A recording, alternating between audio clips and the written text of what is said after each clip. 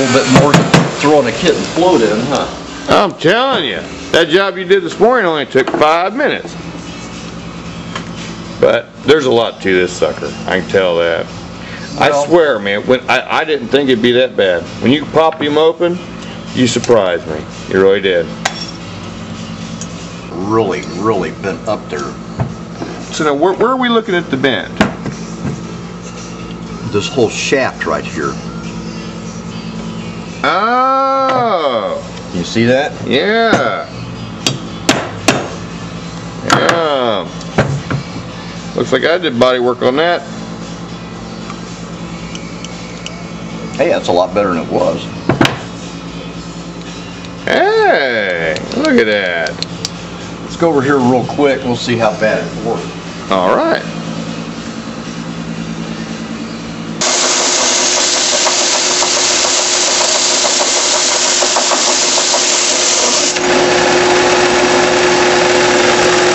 See that shiny?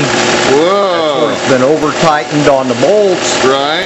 But the center has sunk. I see that. You're literally going to reface it, aren't you? Yeah, we want it all flush. Now, will that increase the horsepower? No. Better idle quality with no better idle quality, because there won't be as much air mixed in there. Right.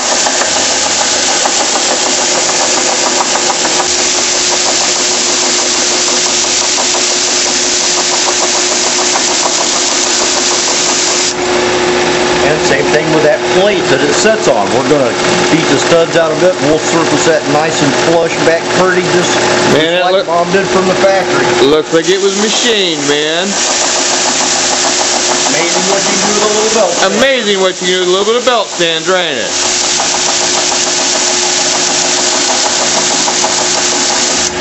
Now, do you have to do that to most of the carburetors you work on, Chris? Yeah. Do you?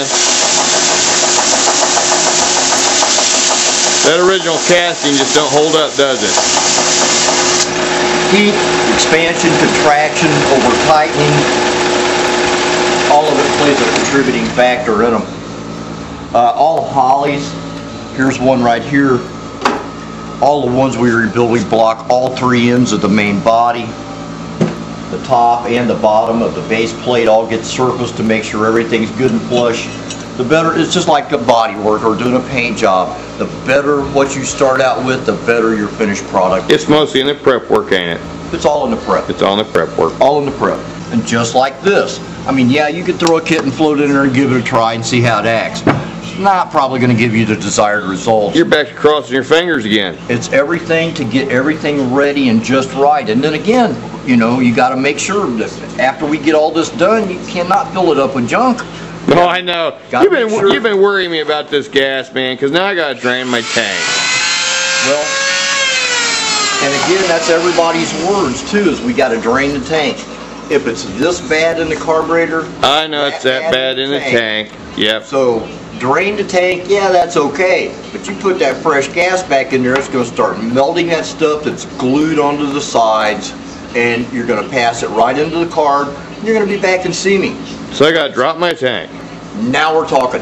The real McCoy repairs, pull the tank.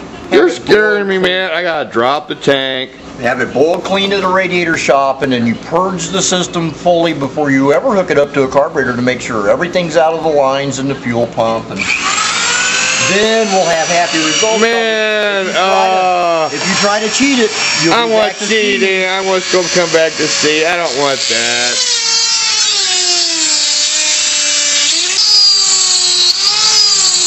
You said you knew a fella that did that too, that flushed them. I believe Little Bill's Radiator Shop down on Springfield Street still does that.